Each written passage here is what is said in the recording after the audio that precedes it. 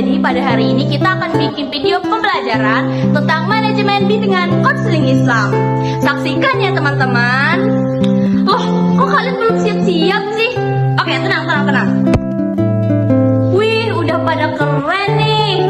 Saksikan video kami ya.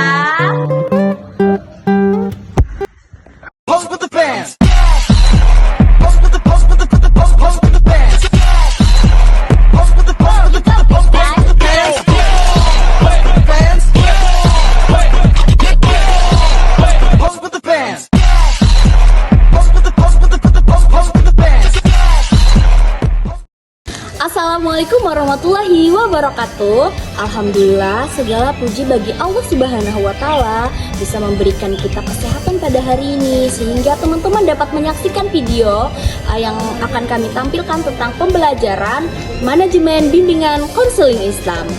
Nah teman-teman, kita hari ini akan membahas tentang manajemen bimbingan konseling Islam, tentang bimbingan konseling Islam yang berkaitan dengan Islami serta manajemen dan prinsip-prinsipnya.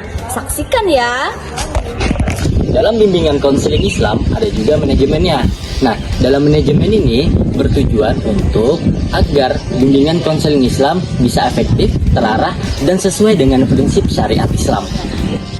Prinsip manajemen bimbingan konseling Islam ada 4. Yang pertama yaitu berorientasi pada ajaran Islam. Yang kedua, keseimbangan antara aspek spiritual, emosional, dan aspek sosial.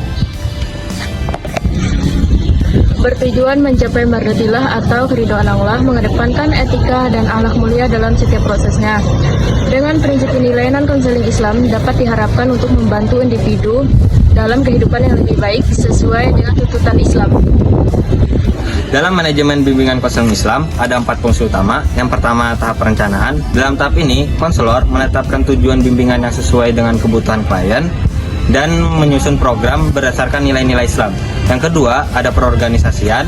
Di sini, konselor mengatur sumber daya, baik manusia maupun materi, untuk membantu layanan bimbingan konseling. Dan yang ketiga yaitu pelaksanaan.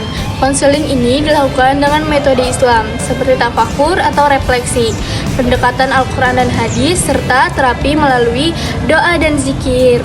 Dan yang terakhir yaitu yang keempat, pengawasan dan evaluasi.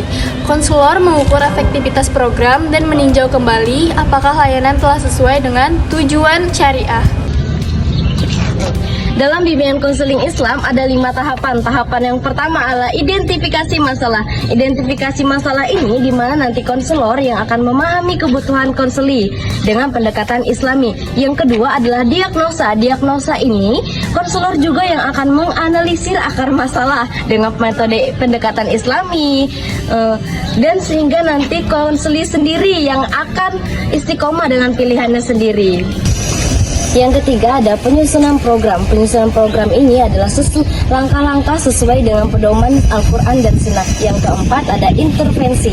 Intervensi ini adalah program yang disusun dan dilaksanakan sesuai dengan perencanaan. Yang kelima ada evaluasi, di mana nanti konselor setelah melakukan proses bimbingan konseling Islam akan menghasilkan evaluasi, yaitu perbaikan di masa mendatang. Tentu saja dalam manajemen bimbingan konseling Islam ada tantangannya. Tantangan yang pertama yaitu kurangnya pemahaman konselor terhadap pendekatan Islam. Yang kedua yaitu kurangnya sumber daya manusia dan materi. Nah, ada 2 solusi yang dapat dilakukan. Yang pertama, memberikan pelatihan berkelanjutan kepada konselor agar memahami pendekatan Islam secara mendalam. Yang kedua, meningkatkan sinergi antara lembaga Islam dengan para konselor untuk mendukung layanan bimbingan konseling Islam. Nah, itu dia teman-teman. Baik, semoga layanan bimbingan konseling Islam bisa bermanfaat dan bisa menjadi tujuan untuk mensejahterakan psikologi masyarakat Indonesia dan maupun masyarakat luas. Semoga materi ini bermanfaat ya.